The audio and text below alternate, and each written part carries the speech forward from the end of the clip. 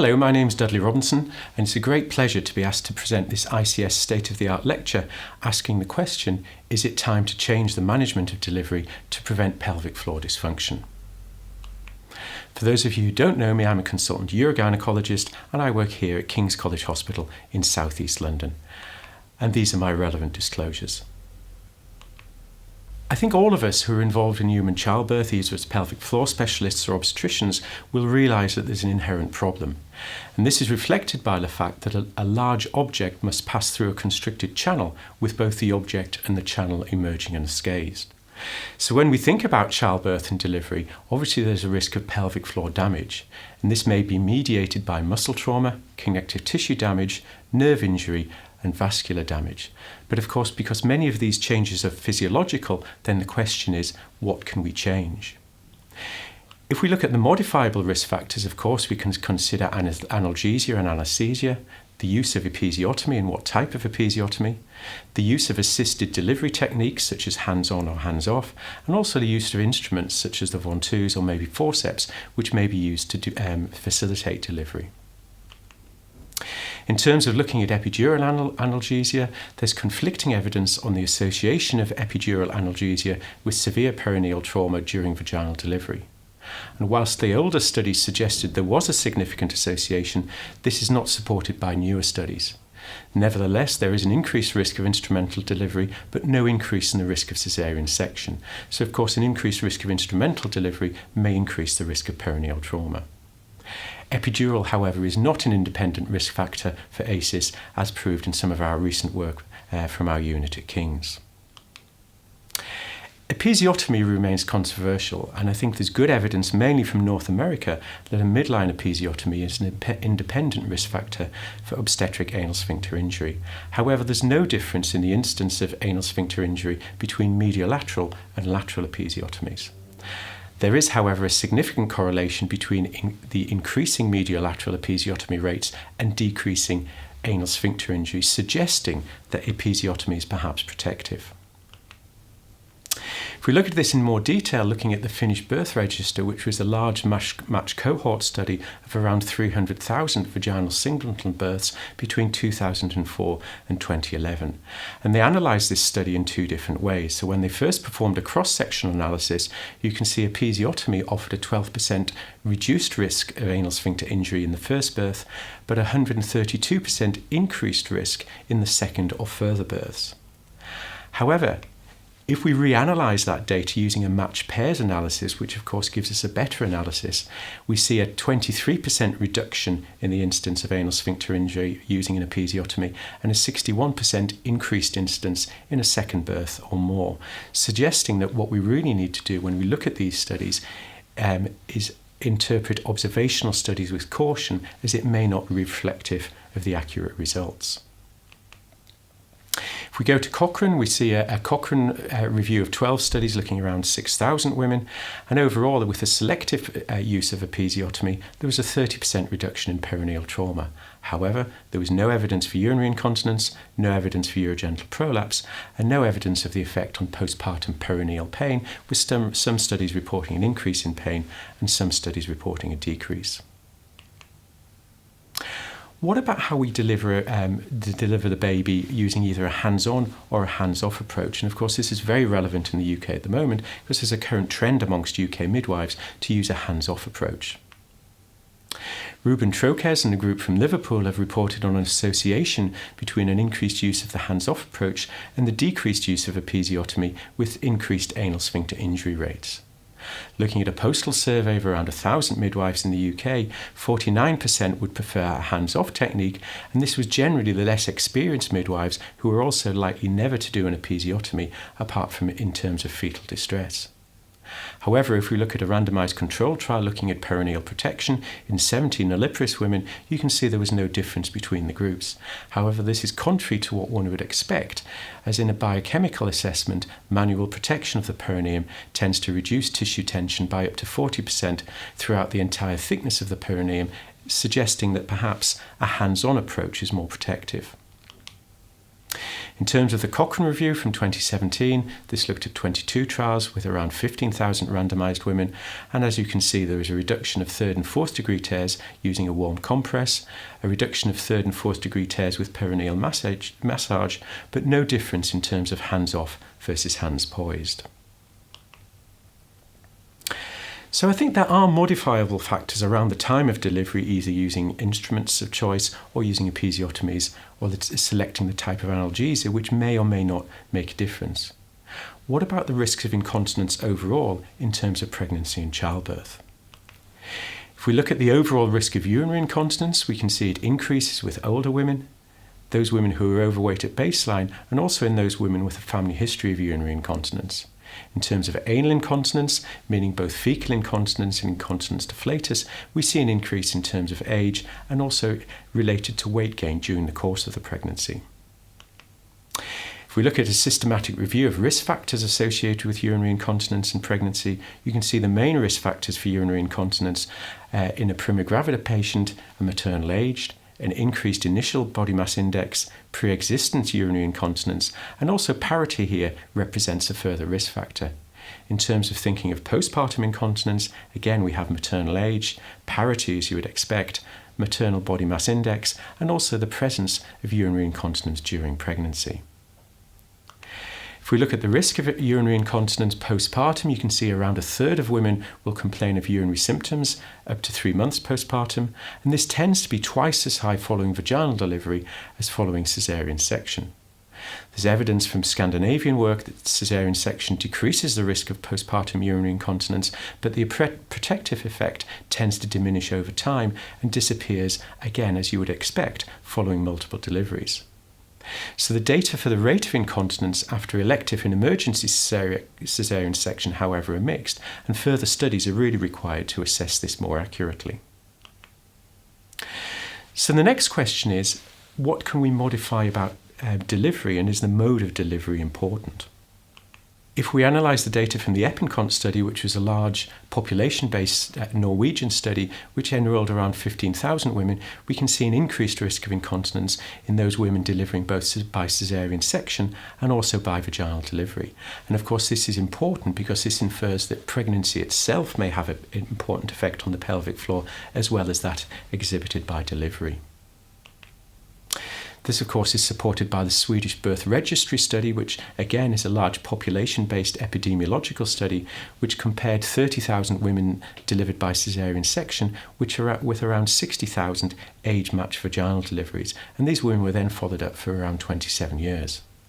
Overall, the risk of stress incontinence was around 3 times higher after vaginal delivery as compared to caesarean section, and the risk of stress incontinence surgery tended to increase with a higher number of vaginal births, but decreased in those women delivered by caesarean section. If we look at epidemiological data from Australia, we see a very similar picture. So this is a 6-year longitudinal study involving around 4,000 women followed up at 3 months and 6 years. Overall, around a quarter of women complained of persistent urinary incontinence, and the risk of persistent and long-term urinary incontinence was significantly lower following caesarean section unless there was another vaginal birth. However, even when delivering exclusively by caesarean section, you can see the prevalence of persistent symptoms at around 14% was still relatively high, which again infers that this is important in terms of pregnancy and delivery rather than delivery exclusively. The majority of that cohort of patients were then followed up long-term at 12 years. And what this study showed was that those who delivered exclusively by caesarean section were less likely to have urinary incontinence than those who had a spontaneous vaginal birth, that mixed deliveries did not protect from subsequent urinary incontinence, and even amongst those who delivered exclusively by caesarean section, around 40% still complained of urinary symptoms, again implying that pregnancy itself is important as well as the method of delivery. One of the problems with all of the studies that I've presented so far is that they represent a mixed population of women who have a mixed number of deliveries. And perhaps the cleanest data we have access to is the SWEPOP data. This is a national cohort study of 5,000 singleton primiparous women who were followed up after 20 years following either a single vaginal delivery or a single caesarean section with no subsequent vaginal births. And as you can see, the risk of urinary incontinence was significantly greater in those women having vaginal delivery as compared to caesarean section, and this was more likely to persist in the longer term. But interestingly, in this study, there was no difference in the prevalence after an emergency or an elective caesarean section, implying that perhaps it's events around the delivery itself which are most important. If we look at those results in a little bit more detail, you can see a vaginal delivery is associated with 67% increase of the risk of urinary incontinence and a 275% risk of increase of urinary incontinence in excess of 10 years. To put that another way, to avoid one case of urinary incontinence, we'd need to perform an extra 8 to 9 caesarean sections, and the risk of incontinence is increased by 8% with every unit increase in body mass index, and the age at delivery increases the urinary incontinence risk by 3% annually. If we break down the type of incontinence into stress, mixed and urgency incontinence, you can see all of these are higher in those women having a vaginal delivery as compared to caesarean section. In terms of severity, women having a vaginal delivery tend to have more severe incontinence than those women having caesarean section.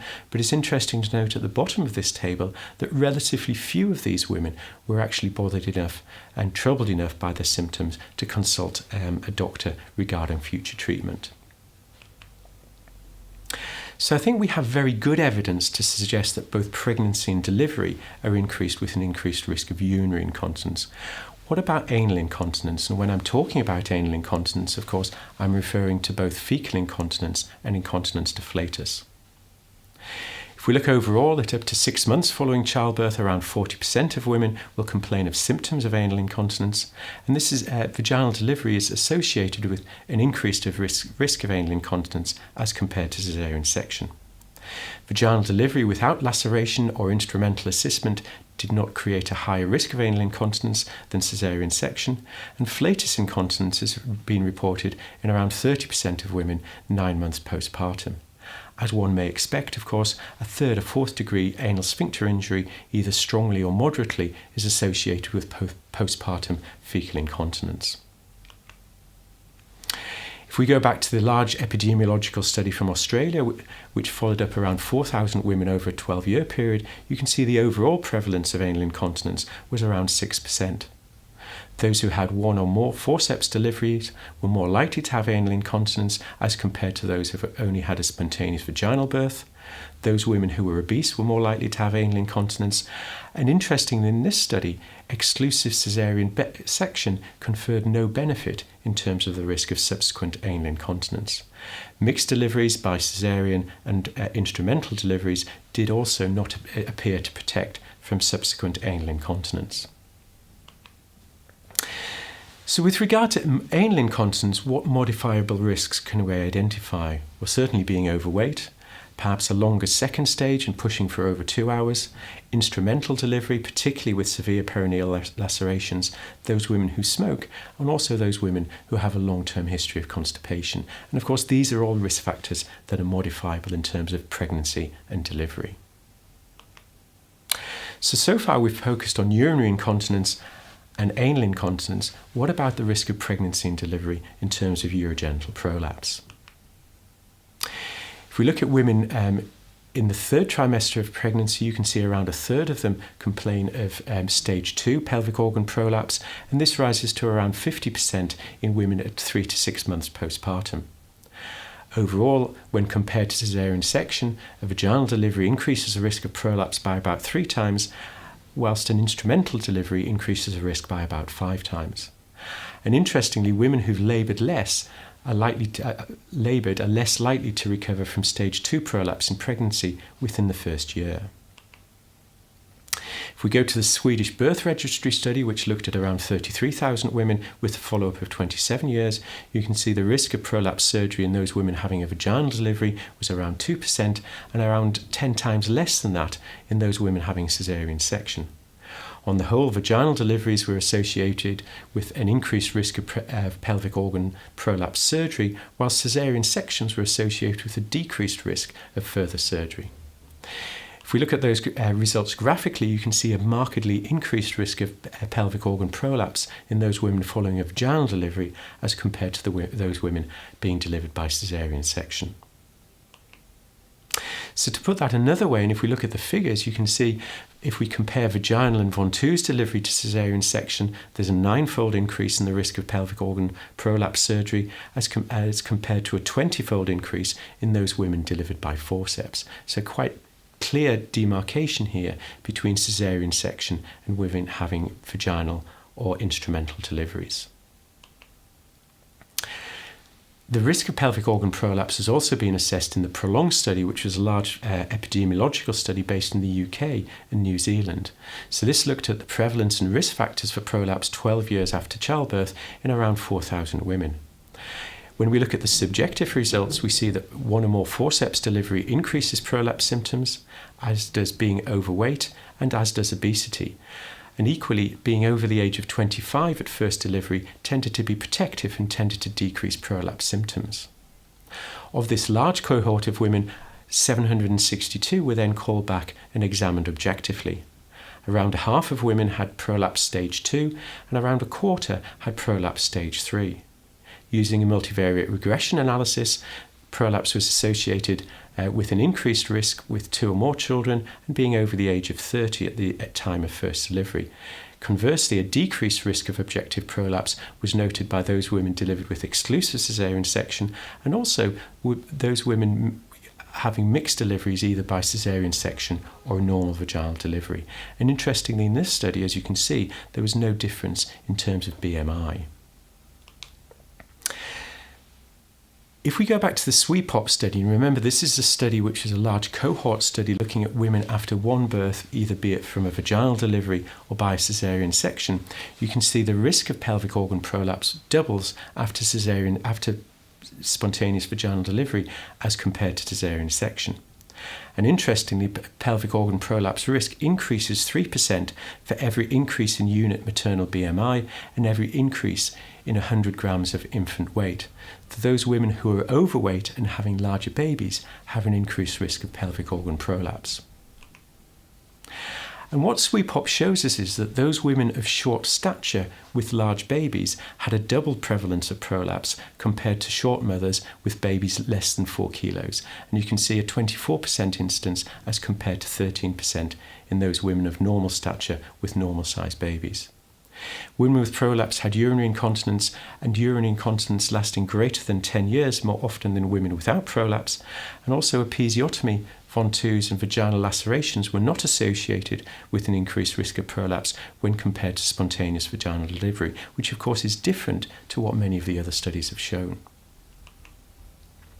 In terms of long-term implications, this study looked at around 1,000 women followed up over 5 to 10 years after their first delivery. And as you can see, when spontaneous vaginal birth is compared to elective caesarean section, there's a significant increase in terms of stress incontinence and urogenital prolapse. Operative vaginal birth significantly increased the odds for all pelvic floor disorders, especially urogenital prolapse. And to put that in figures, around 6.8 additional operative births or around 8.9 spontaneous vaginal births relative to caesarean births would lead to 1 additional case of prolapse. The same group then reported on a planned analysis of a vaginal delivery arm in 449 women 5 to 10 years following birth. And as you can see, around 16% of these women complained of stress incontinence, around 1 in 10 complained of overactive bladder, 12% anal incontinence, and up to 14% complained of pelvic organ prolapse.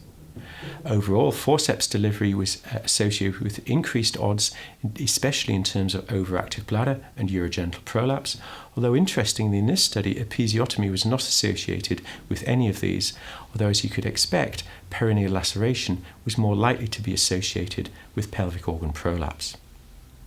So having assess the risk of urinary incontinence, anal incontinence, and also urogenital prolapse following childbirth and delivery, what about the results in terms of sexual function?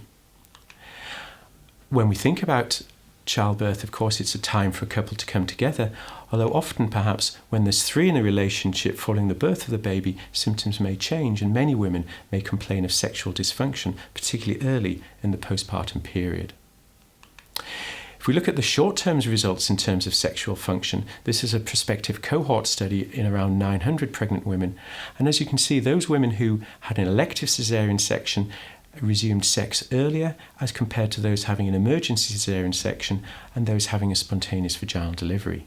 In addition, there was a decreased risk of dyspareunia at first sexual intercourse after an elective cesarean section, and there was also less sexual dysfunction after planned or elective cesarean section as compared to an emergency cesarean section or a spontaneous vaginal delivery.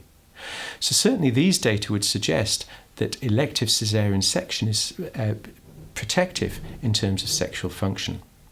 However, if we look at longer term studies, and this is data from the term breach study looking at 900 women, you can see there was no difference in terms of sexual function between those women having a vaginal delivery and those women having cesarean section at 2 years. In a cohort study looking at around 1,000 women over the age of 40, mode of delivery was not associated with sexual desire, sexual activity or sexual satisfaction later in life. And also looking at a twin study, mode of delivery was not associated with a deterioration of sexual function. So I think the message in terms of sexual function is there may be a difference in short term between cesarean section and vaginal birth, although this is lost in longer term studies. So of course this now poses the question, how should we counsel our women and how should we make decisions regarding the management of their pregnancy and in particular the management of their delivery? And to help us to facilitate the right decision making, then perhaps the way forward is to use predictive scoring systems. I think most of us would agree that we're unlikely ever to have a prospective randomized study comparing cesarean section versus vaginal delivery, but what we do have is a wealth of epidemiological data to help support our decision-making process. So your choice is a way of predicting pelvic floor dysfunction, and this was described by Don Wilson, James Dornan, Ian Milsom and Bob Freeman in 2014. And your choice stands for the presence or absence of antenatal urinary incontinence, race or ethnicity, childbearing and the age at which childbearing starts, the height of the mother's BMI, family history in terms of inheritance, the number of children which are planned, and also estimated fetal weight. And the scoring system is based on two large epidemiological studies which we've already looked at. So the SWEPOP study was a study of 9,000 women from the Swedish birth register who were followed up for 20 years following one single delivery, either by caesarean section or by vaginal delivery. The prolonged study from the UK and New Zealand looked at around 8,000 women followed up over 12 months in Aberdeen, at Birmingham in the UK, and Dunedin in New Zealand, and they were followed up then 12 years after delivery. And this allows us to create a scoring system, and based on that scoring system we can then evaluate risk.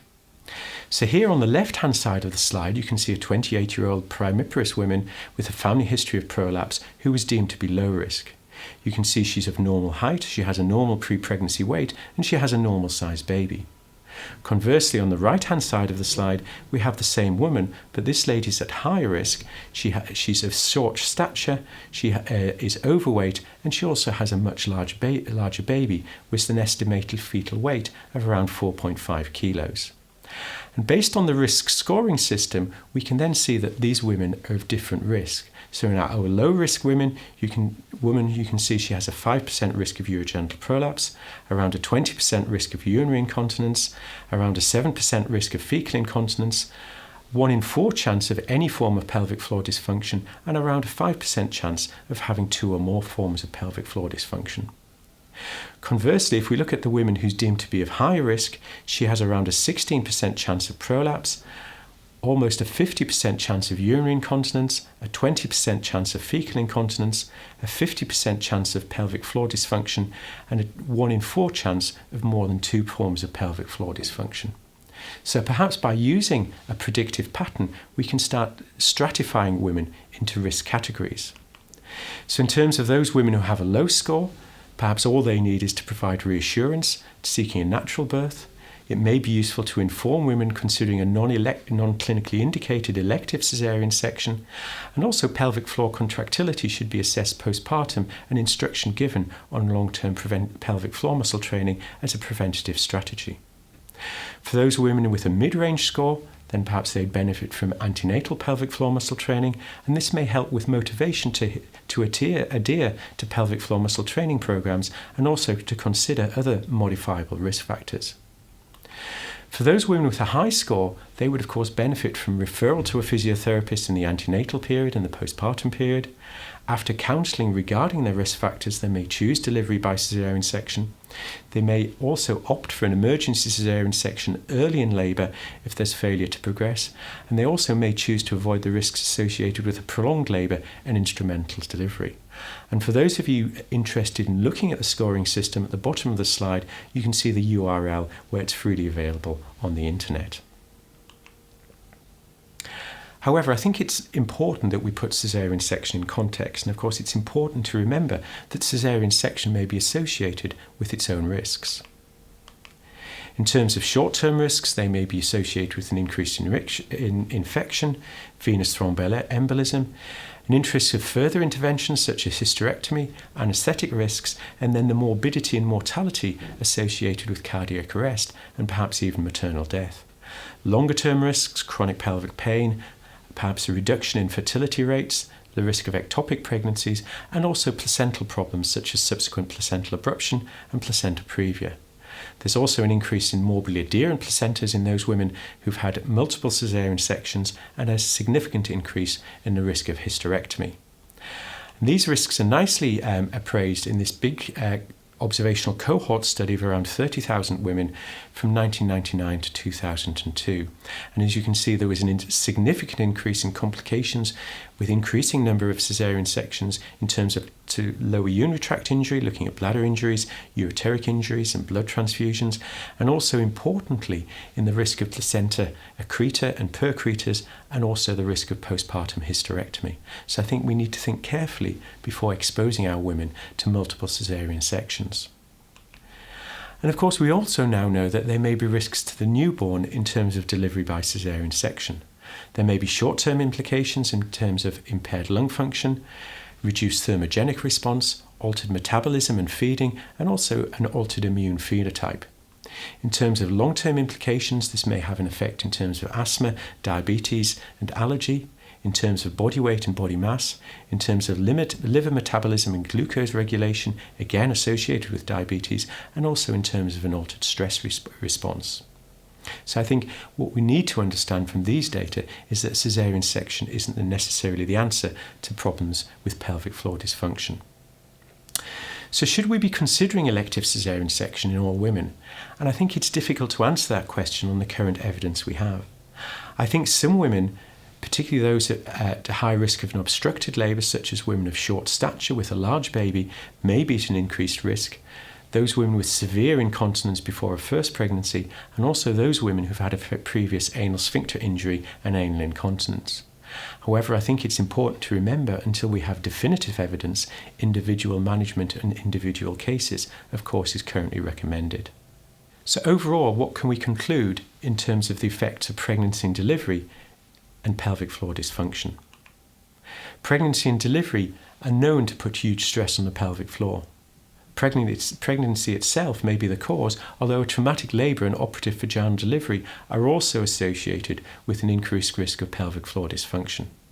There's also an increased association with the development of urinary and anal incontinence and urogenital prolapse. At present, we have no randomised controlled trial evidence to base recommendations for planned caesarean section for non-medical reasons at term, or to avoid pelvic floor disorders in women without previous disorders. And I think it's unlikely, certainly in the near future, that we'll ever have this evidence. So therefore, I would suggest that we have a possible role here for risk assessment and scoring systems to help choose the right delivery for the right patient at the right time. And finally, I'll end with a picture of our team from King's, and I'd also like to thank Ian Milsom and Maria Gayagan with all their help in producing this lecture and giving me help regarding their epidemiological studies. Thank you very much.